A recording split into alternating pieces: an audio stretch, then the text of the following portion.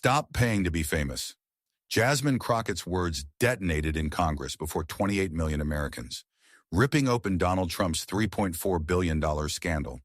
Veterans wept, widows trembled. The chamber shook with fury. What could she possibly reveal next that left Trump staggering and a nation on edge? America was on edge. The nation felt like a cracked mirror, shattered pieces reflecting anger, fear, and betrayal. Every headline screamed corruption. Every conversation turned into a fight. At the center stood Donald Trump. His family had raked in $3.4 billion during his time in power, while ordinary people lost jobs, homes, and even loved ones.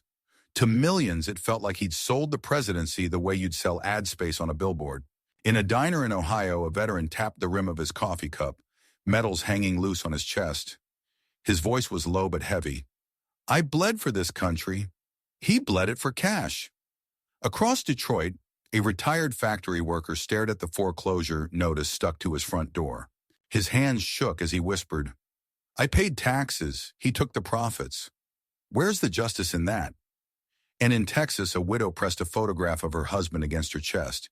He died of COVID while Trump's empire ballooned.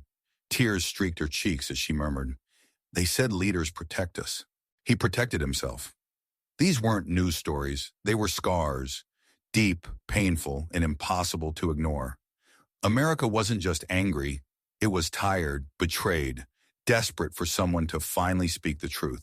And so, as cameras prepared to broadcast live from the Capitol, the question became louder than the storm outside.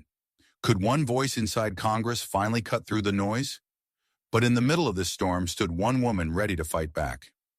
Jasmine Crockett, a congresswoman, a lawyer, an activist, known for fire in her voice and steel in her spine. She wasn't raised in marble halls or golden towers. She came from sacrifice, from parents who worked long hours so their children could dream bigger. Every late night in law school, every courtroom battle for people who had no voice, built her into a fighter who would never bow. Jasmine had defended communities left behind, minorities pushed to the margins, families torn by injustice, voices drowned out by money and power. She had made a name not by chasing fame, but by standing in front of those who couldn't stand for themselves. So when news broke that Donald Trump's family had pocketed billions during his presidency, while widows buried loved ones and workers lost their homes, she knew silence wasn't an option. This wasn't politics. This was betrayal. That night, long after the Capitol lights dimmed, Jasmine sat at her desk. Papers and evidence stacked high, numbers circled in red ink. Her eyes lingered on a photo of her parents. She whispered to herself, "They worked for every dime. He sold the country for his." The cameras would roll soon. The nation would be watching. And Jasmine Crockett had already decided. Her voice would cut through the noise no matter the cost. What happens when truth collides with power on live TV? The morning of the hearing broke heavy, like thunder before a storm. Outside the Capitol, camera crews lined the steps, their lenses glinting under the gray sky. Crowds pressed against barricades, waving handmade signs, some demanding justice, others chanting Trump's name. Inside, the air was thick. Every seat filled, reporters scribbling, microphones poised. Donald Trump leaned back in his chair, arms crossed, a crooked smirk tugging at his lips. He looked less like a man on trial, more like a showman waiting for the spotlight. Across the chamber, Jasmine Crockett sat tall. No smile, no smirk, just calm, steady eyes locked forward. She adjusted her papers, her fingers still, her breath even. This wasn't about her career. This was about millions watching, praying someone would finally speak for them. The moderator's gavel struck. The sharp crack echoed through marble walls, silencing the whispers. This hearing is now in session. Cameras zoomed in. Trump's grin widened, daring her to come closer. But Jasmine didn't flinch. She rose slowly, the scrape of her chair echoing like a drumbeat. Her voice cut the silence clean. "Stop paying to be famous, Mr. Trump." For a split second, the chamber froze. Reporters stopped mid-sentence. Viewers at home leaned forward. Even Trump's grin faltered. The words hung in the air like smoke after an explosion. Would those words change history or destroy her career? The silence after Jasmine's words didn't last long. Trump leaned forward, microphone catching the sharp edge in his voice. "You're a nobody, Jasmine. Just another politician trying to get famous off me." His smirk returned, smug and cruel, like a man who thought he'd already won. Gasps rippled across the chamber. Reporters snapped their heads up, pens scratching faster. A veteran in the gallery shifted forward in his seat, jaw tightening, eyes narrowing on the man who had called himself America's brand. But Jasmine didn't flinch. She turned toward Trump, steady and fierce, her voice slicing through the air. "I don't buy fame. I earn it, fighting for the people you forgot." The words landed like a punch. Cameras zoomed in, lights glaring, the whole country watching her eyes lock onto his. For a moment, even the marble walls seemed to lean closer, as if the building itself held its breath. Trump scoffed, waving a dismissive hand. But the energy in the room had shifted. He was the former president, the billionaire, the showman. Yet somehow in that instant, he looked smaller. While Jasmine stood taller, her fire impossible to ignore. The crowd outside roared as the words hit their screens. In living rooms across America, retirees clapped, widows whispered prayers, workers leaned closer to their televisions. They weren't just hearing her, they were feeling her. And as Trump's smirk faltered, replaced with a twitch of unease, one question gripped the nation tighter than ever. Could her words pierce through decades of political armor? Trump leaned back, shaking his head. "Fake news, lies made up by bitter politicians." His voice boomed like a man still on the campaign trail. Whispers stirred, cameras snapped. But Jasmine didn't blink. She raised a stack of papers, tone sharp as glass. $3.4 billion, Mr. Trump. Luxury jets, designer gifts, deals while Americans buried loved ones. You turned the White House into your marketplace. The numbers hit harder than any insult. A widow clutched her photo tighter. Trump's grin twitched. And then from the far end of the dais, Bernie Sanders slammed his hand down. His gravelly voice cut through the noise.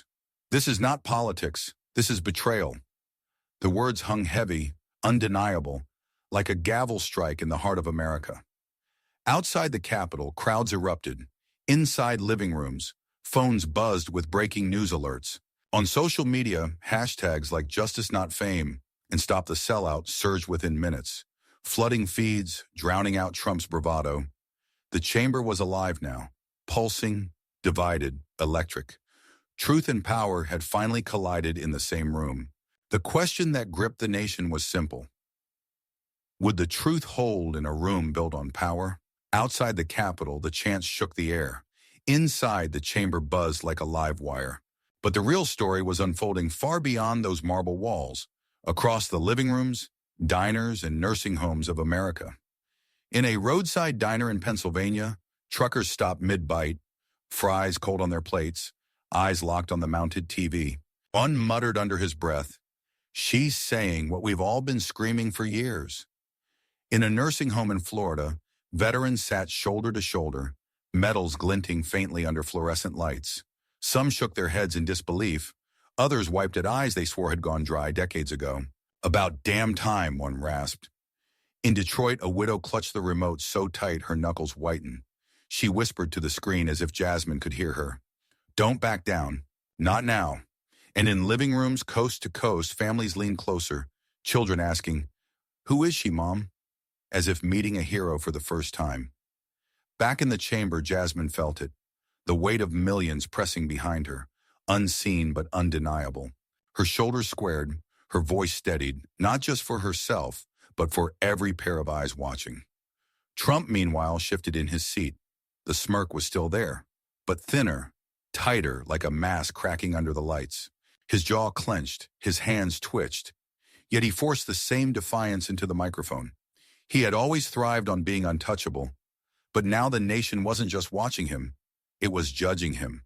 The battle lines were drawn, the air was electric, and the question hung in living rooms, diners, in the Capitol itself. Was this just a moment or the start of a revolution? The chamber pulsed with tension, every eye locked on the two figures at the center. Then Jasmine moved. With a sharp crack, she slammed a heavy stack of documents onto the desk.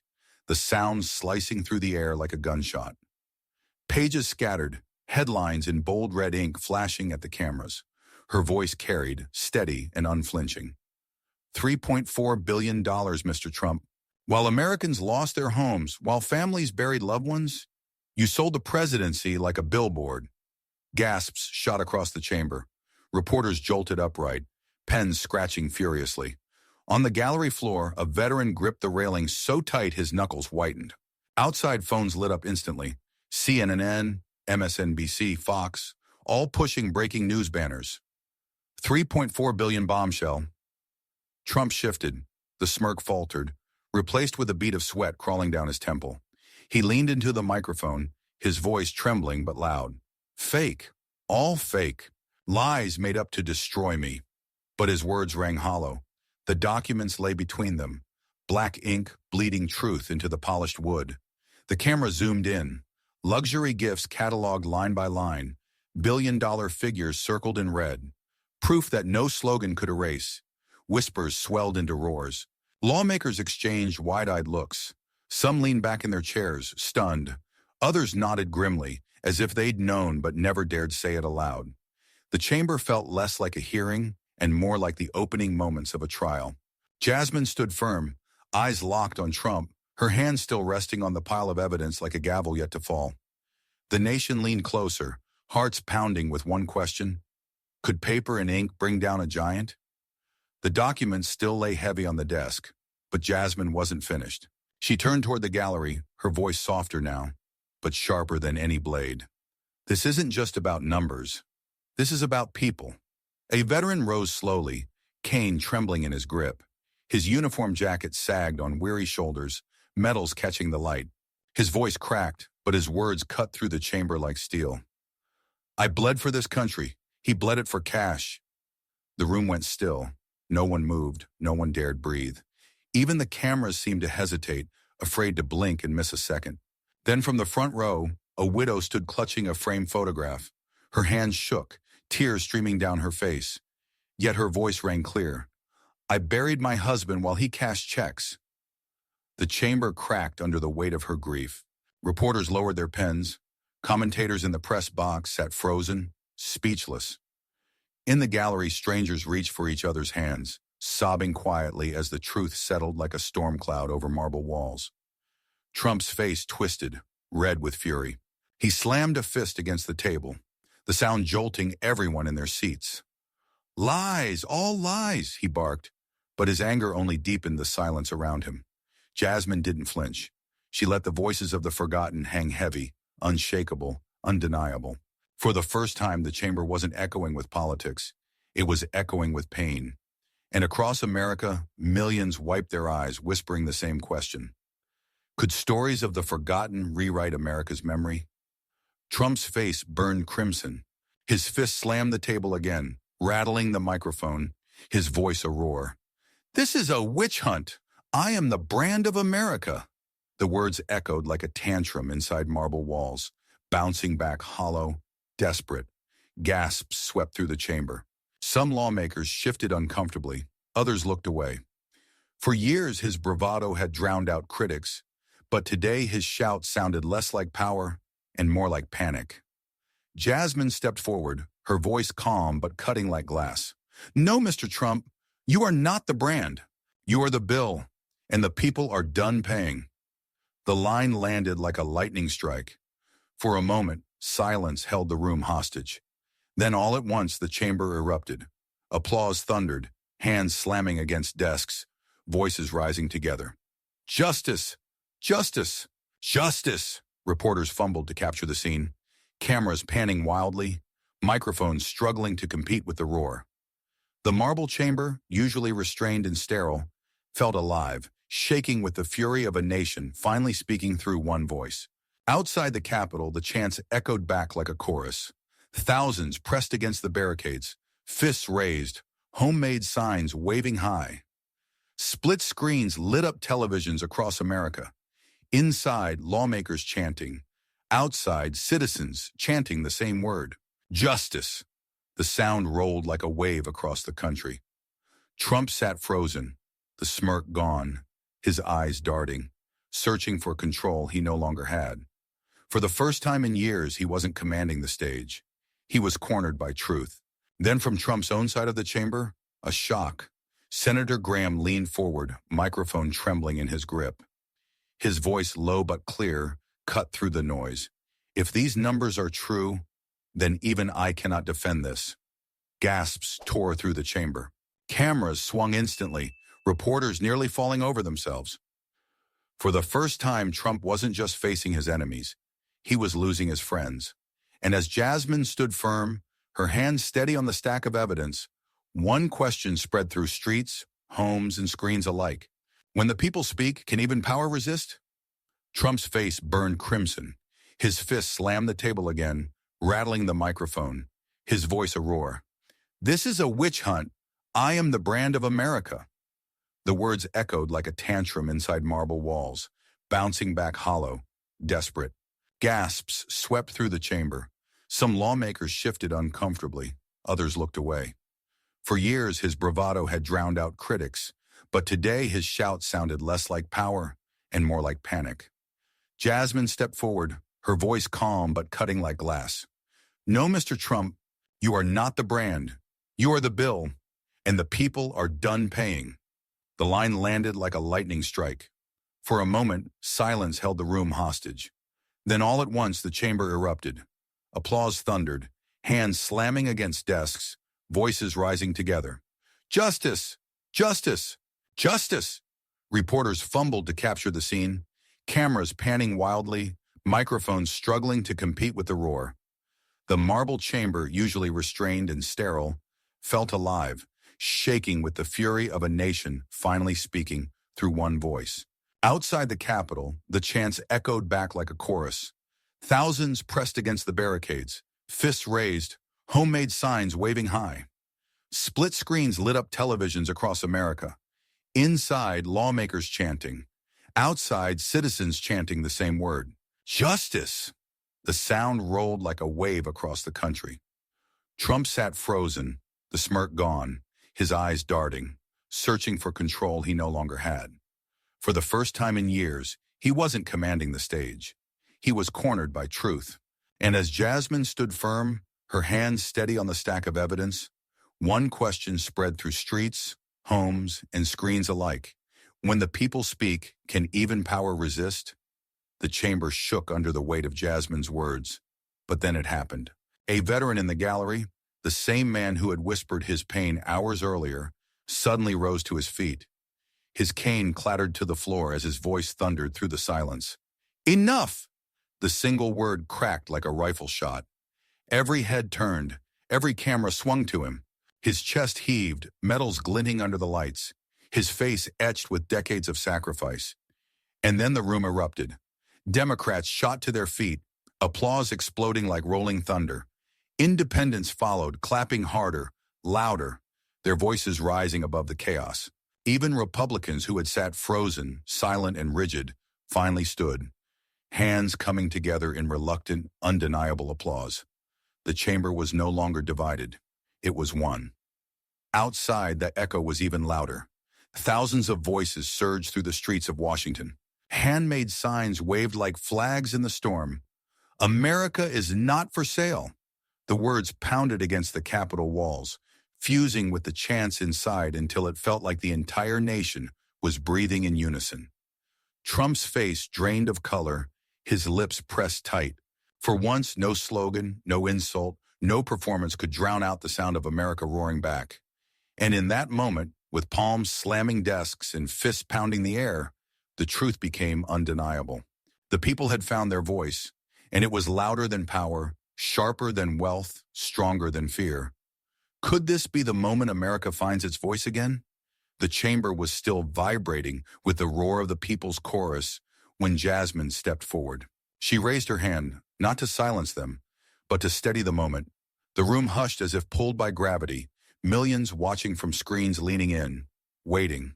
Her voice rang clear, strong, yet carrying the weight of every American who had been silenced. Fame fades, justice does not. The words didn't echo. They struck, like a bell tolling across a nation. Sharp, final, undeniable. She turned, locking eyes with Trump. The camera zoomed in, catching the contrast, her unwavering resolve against his defeated stare. The smirk was gone. In its place, sweat, exhaustion, and a flicker of fear. For a heartbeat, silence reigned. No chants, no whispers, not even the rustle of paper. Just the raw tension of a verdict waiting to fall. Then it came. Applause, thunderous and unrelenting, crashed through the chamber like a wave. Lawmakers stood, gallery rose, fists pounded, voices soared. It wasn't clapping. It was judgment. It was America's gavel, slamming down for all to hear. Trump sank back in his chair, shoulders heavy, lips pressed tight. Jasmine didn't smile, didn't gloat. She simply stood her ground, a warrior of justice who had carried millions on her shoulders and refused to break. The cameras froze on her face, immortalizing the moment. Across living rooms, diners, and crowded streets, people whispered the same thought, half in awe, half in disbelief. Had the warrior of justice finally slain the giant? The echoes of applause were still shaking the Capitol when the rest of America erupted. Newsrooms lit up like battle stations, anchors dissecting every second of Jasmine's stand. Screens replayed her words on loop, headlines screamed across the ticker. Crockett confronts Trump, justice over fame. On social media, the storm was instant. Hashtags trended within minutes. Fame fades, justice does not. Clips went viral, cut into memes, stitched into TikToks, shared with captions like, "Finally, someone said it." The internet wasn't divided, it was roaring, but the real reaction lived far from studios and screens. In a diner in Pennsylvania, the veteran wiped a tear he hadn't expected to shed. At a kitchen table in Detroit, a retired worker told his grandson, "That's what fighting back looks like." In Texas, the widow set down her husband's photo and whispered, "Your death was not in vain." The country was talking again, not just about politics, but about betrayal, resilience, and the cost of silence. Families debated over dinner. Neighbors argued at gas pumps. Strangers leaned across bus aisles to say, "Did you see her? Did you hear what she said?" For the first time in years, hope threaded itself into the conversation. Not blind hope, not naive, but hard, scarred hope, born from pain and truth. The nation stood at a crossroads, breathless, waiting. And the question weighed heavy in every newsroom, every living room, every crowded street. Would this moment fade or spark lasting change? As America buzzed with her words, Jasmine's own journey replayed like flashes of memory. Long nights in law school, books stacked high, the weight of expectation pressing on her shoulders. Courtrooms where she stood alone against walls of lawyers paid to bury the truth. Streets where she marched with activists, holding signs under pouring rain, refusing to be silenced. Behind every step was the same battle. Fear versus courage, doubt versus destiny. She had known fear. She had tasted doubt. But each time, she chose courage. Each time, she leaned into destiny. And now in the Capitol, her voice had carried not just her story, but the story of millions. For minorities too often ignored, for working families too often abandoned, for veterans, widows, workers, anyone who had ever felt invisible in the shadow of power. In living rooms across the country, people no longer saw just a congresswoman. They saw a warrior, a fighter who had walked through the same storms they had and stood unshaken before the man who had once towered over them all.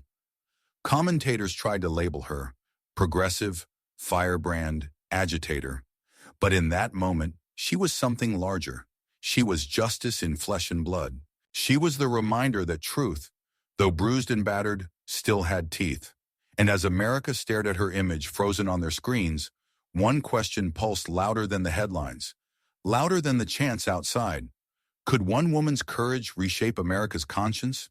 The hearing was over, but the moment was not.